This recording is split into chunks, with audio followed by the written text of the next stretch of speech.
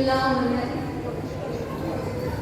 சிவலோகநாத திருவடிகளின் காப்பாற்றிக் கொண்டு இன்றைய திருவாதிரை திருவாதிரை நாளிலே நாம் எல்லாம் ஒன்று கூடி இறைவனை ஆடி பாடி அண்ணாமலை கைமுழ ஓடி போம் நமது உள்ள வினைகளே என்று சொல்லும்படியாக நாம் 7ஆம் நூற்றாண்டுக்கு மீண்டும் வந்திருக்கோமா என்று ஒரு வினாடி தோன்றும்படியாக நம்முடைய குழந்தைகள் மிகச்சிறந்த நடனத்தை இறைவன் முன்பாக காணிக்கையாக்கினார்கள். அந்த குழந்தைகளுக்கு சிவலோகநாதர் எல்லா வளமும் தந்து சகல செல்வ யோகமிக்க நகைமை சிவ ஞானமும் தந்து கல்வி பெருஞ்செல்வத்தை தர வேண்டும் என்று பொன்னார் திருமொழிகளிலே வேண்டிக் கொள்கிறேன். இன்றைய நாளிலே நமக்கு நேரம் மிக குறைவாகவே இருக்கின்றது. ஆகையால்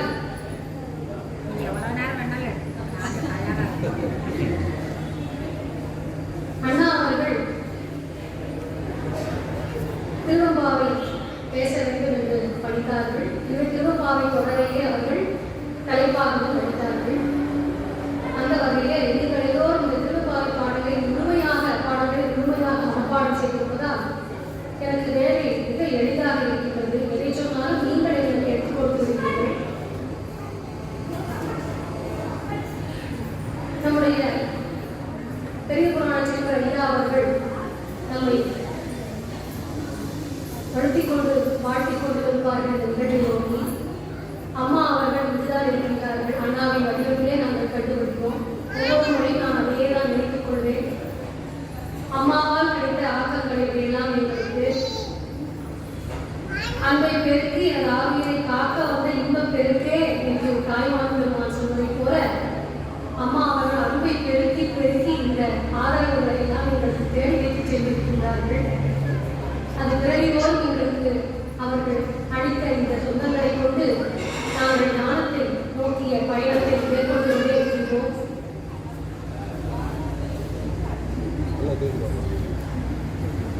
திருவம்பாவை பாடல்களை நீங்கள் மிக அழகாக பாடியும் ஆடியும் வந்தீர்கள். இந்த பாடல்கள் நம்முடைய நாட்டிலே மிக பழங்காலத்திற்கு இருக்கின்ற ஒரு நோன்பு. இதை நீங்கள் அறிந்து கொள்ள வேண்டும். மிக பழமையான ஒரு நோன்பினை இந்த நூற்றாண்டில் நீங்கள் கடைபிடித்துக் கொண்டிருக்கின்றீர்கள் என்பதை நீங்கள் தெரிந்து கொள்ள வேண்டும்.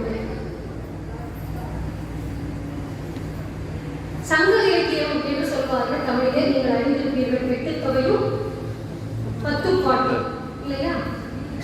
அந்த நூல்களிலும் மார்கழி நோன்பு நோக்கின்ற பெண்களை பற்றிய செய்திகள் வருகின்றன. அம்பா ஆடல், தை நீராடல், மார்கழி ஆடல் என்ற பெயர்கள் எல்லாம் வருகின்றன. எனவே அன்றைய காலத்திலே பாவை நோன்பு என்ற பெயர் வராவிட்டாலும் அம்பிகையை மையப்படுத்தி சொல்லுகின்ற பாடல் நோன்பு இருந்திருக்கின்றது. அதிலும் சைவத்திலும் இருந்திருக்கின்றது, வைணவத்திலும் இருந்திருக்கின்றது.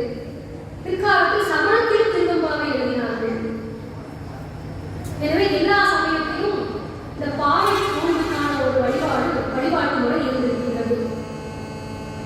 அதிகாலையிலே எழுந்த கன்னி பெண்கள் நீராடி நியமம் முடித்து ஈர வெண் மலரினாலே அம்பிகையினுடைய திருவுருவத்தை செய்திருவார்கள்.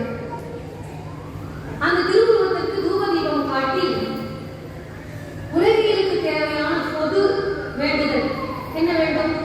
மழை வேண்டும். அந்த பொது வேண்டுதலை கேட்பார்கள்.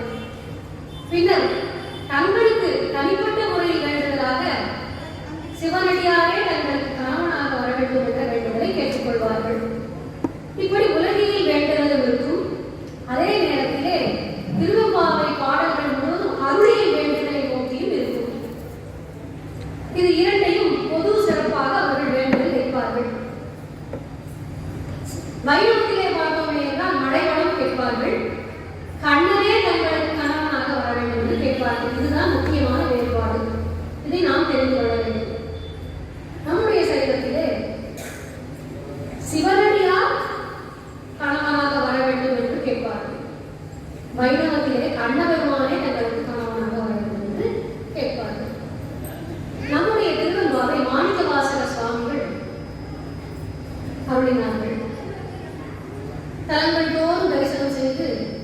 திருவண்ணாமலையை அடைந்தார். திருவாதிரைக்கு 10 நாட்களுக்கு முன்பாக அங்கு கன்னி பெண்கள் எல்லோரும் ஒரு நோன்பை கடைபிடித்து வழிபாடு செய்கின்ற காட்சியை, மலைவளம் வருகின்ற காட்சியை பார்த்தார். பார்த்தபோது அவருக்கு இறைவன் புகழை வாயார் பாடி செல்கின்ற இந்த பெண்கள் பாவை நோன்பு நோற்பதை நான் ஒரு பாடலாக எழுத வேண்டும் என்று எழுதினார். இதை குறித்து சில கருத்துக்கள் உண்டு. நம்முடைய திருவாரூரையார் புராணம் என்று ஒன்று உண்டு. திருவிளையாடல் புராணம், திருவாரூரையார் திருவிளையாடல் புராணம். அது திருப்பெருந்துறையில் தான் திருவெம்பாவை அருளப்பட்டது என்று அதை சொல்கிறார்கள். ஆனால் நம்முடைய திருவாரூர் அடிகள் புராணம் திருவெம்பாவை திருவண்ணாமலையில் தான் அருளப்பட்டது என்கிறார்கள். அதற்கு எடுத்துக்காட்டுகளை நீங்களே சொல்லியிருக்கிறீர்கள்.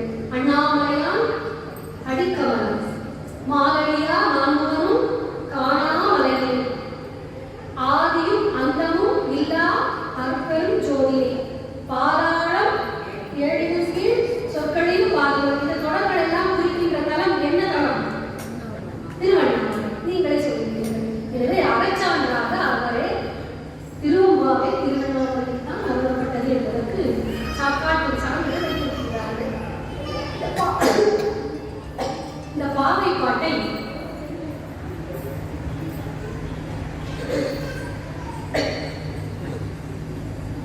இறைவனை முன்னிலையிலே அழைத்து தங்கள் வேண்டுதலை சொல்வது, நேராக இறைவனை அழைத்து பேசுகின்ற ஒரு முறை. படத்தையிலே அவர் அங்கிருக்கின்றார், எங்கோடு இருக்கின்றார் என்று பேசுவதல்ல. தமிழ் பாடல்கள், இசை பாடல்கள் இறைவனை முன்னிலையிலே நிறுத்தி பாடுகின்ற பாடல்கள். அந்த ஊதுவத்தி இருக்கு.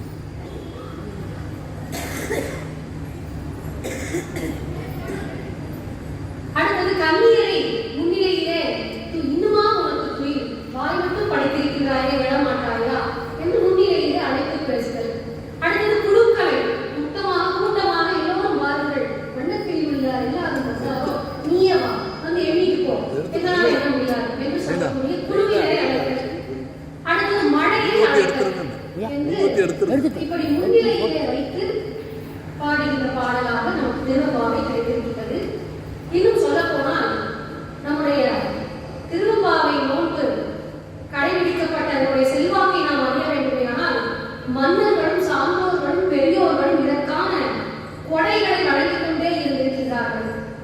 இதை நான் மீண்டும் மீண்டும் உங்களுக்கு சொல்வதற்கு காரணம், அவ்வளவு பழமையான ஒரு நோன்பை நீங்கள் கடைபிடித்துக் கொண்டிருக்கின்றீர்கள், இந்த பெருமைக்குரிய பாதையிலே நீங்கள் சென்று கொண்டிருக்கின்றீர்கள் என்பதை உங்களுக்கு சொல்லி வைப்பதற்காகத்தான்.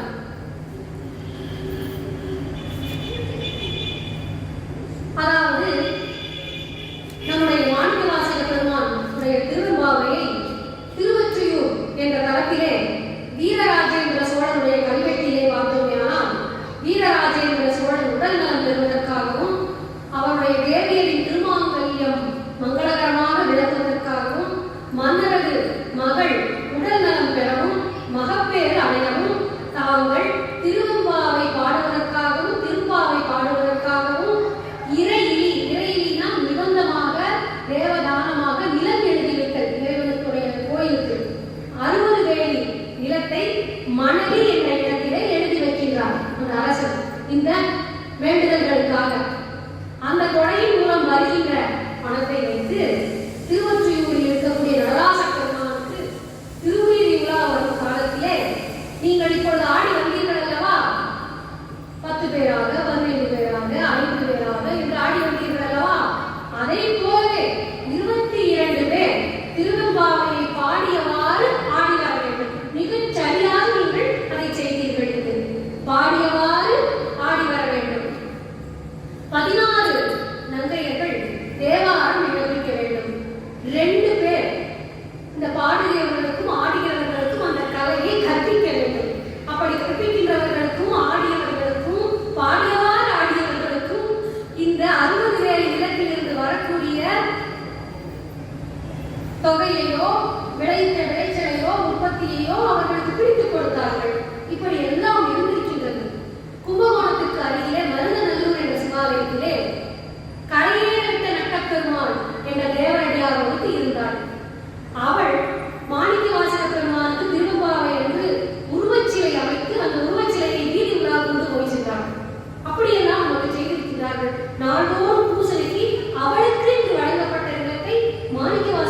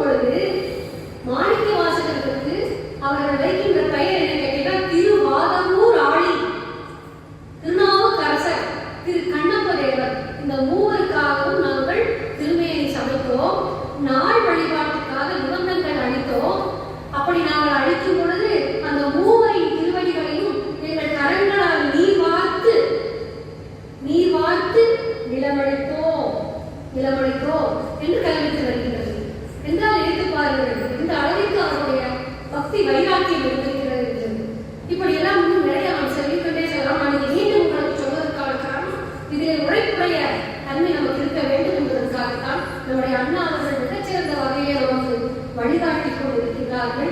இந்த பகுதியிலே எழுக்கிற இந்த திருவெம்பாவை எழுச்சியானது நாடு முழுவதும் பரவதற்கான ஒரு அறிகுறியை நமக்கு காட்டிக்கொண்டே இருக்கிறது. இன்று நாம் தலைப்புக்கு வருவோம். சைவ சித்தாந்தத்திலே மிக பழுத்த புலமை உள்ள பெரியோர்கள் அமர்ந்திருக்கக்கூடிய இந்த அவையிலே இப்படிப்பட்ட ஒரு தலைப்பையும் அடியேற்கு தந்திருக்கிறார்கள். நான் மிக எனக்கு தெரிந்த அளவிலே நான் அதை உங்களுக்கு எளிமையாக சொல்ல முயற்சிக்கின்றேன். அன்பு பெரியோர்களே, குழந்தைகளே, நாம் எல்லோரும் உயிர்கள். இறைவன் நம்முடைய தலைவர், இறைவனுடைய அடிமை நாம். இறைவனுக்கு உடைமை பொருளாக இருப்பது இந்த உலகம். இறைவனுடைய உடைமைகள் இந்த உலக பொருள், இறைவனுடைய அடிமை உயிர்களாகிய நாம். அப்படி இருக்கும் பொழுது நம்மை இவ்வளவு காலம் தாங்கி வந்த அந்த திருவருளை நாம் உணர்ந்திருக்கின்றோமா? நமக்கு அதை செய்த நன்றியை நாம் அறிந்திருக்கின்றோமா? காட்டிய உபகாரத்திற்கு நன்றியுடையவர்களாக இருந்திருக்கின்றோமா என்றுதான் இந்த தொடர் நமக்கு கேட்கிறது. வேறிட்டு நம்மை வளர்த்தெடுத்த பெய்வரை என்பது நம்முடைய தலைப்பு. காதார் விளையாட என்ற பாடல் உங்களுக்கு தெரியும்.